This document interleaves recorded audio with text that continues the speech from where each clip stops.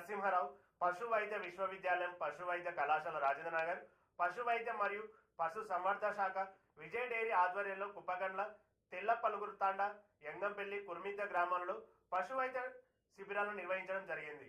ఈ శిబిరాలకు పశు వైద్య కళాశాల associate dean doctor Uday Kumar ముఖ్య అతిథిగా విచ్చేసి రైతులను ఉద్దేశించి మాట్లాడుతూ, ఈ శిబిరాలలో ఎదగురాని పశువులకు, చుడి నిలవని పశువులకు, గర్భశోక వ్యాధులు ఉన్న పశువులకు, దీర్ఘకాల వ్యాధులున్న పశువులకు శస్త్రచికిత్సలు అవసరమని పశువులకు నిపుణులైన అధ్యాపకులచే పరీక్షించి చికిత్సలు చేస్తున్నారని తెలియజేశారు.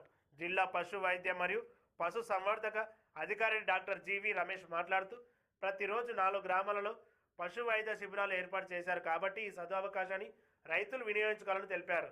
ఈ కార్యక్రమంలో NSS incharge doctor Ramana, doctor KCS Reddy, doctor Rajesh, Nagaraj, Shiva, Shyam, పశు వైద్య కళాశాల అధ్యాపకులు, విద్యార్థులు, విజయ్ డైరీ సిబ్బంది, అధ్యాపకులు పాల్గొన్నారు.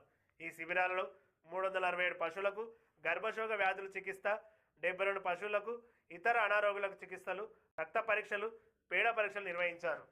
ఇవ్వడం జరిగింది. మీరు నేర్చుకోవడానికి మంచి ప్లేస్ ఇది. జనరల్గా ఇక్కడ కేసెస్ లేట్గానే వస్తాయి. క్రాస్ బ్రీడ్ పాపులేషన్ ఎక్కడున్నా కానీ నిమ్మడంగా వస్తాయి కేసులు. లంచ్ తర్వాత కూడా వస్తూ ఉంటాయి.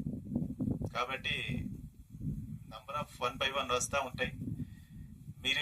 మీకు అకామిడేషన్ కూడా పర్వాలేదు, ఉన్న దాంట్లో మెరుగ్గా మేము ఏర్పాటు చేసాం. ఇంకేమైనా ఫెసిలిటీస్ కావాలన్నా మీరు రమణ సార్ ఉన్నాడు, కంటిన్యూస్గా ఆయన కష్టపడతా ఉన్నాడు, కంటిన్యూస్గా మమ్మల్ని మానిటర్ చేస్తూ ఉన్నాడు.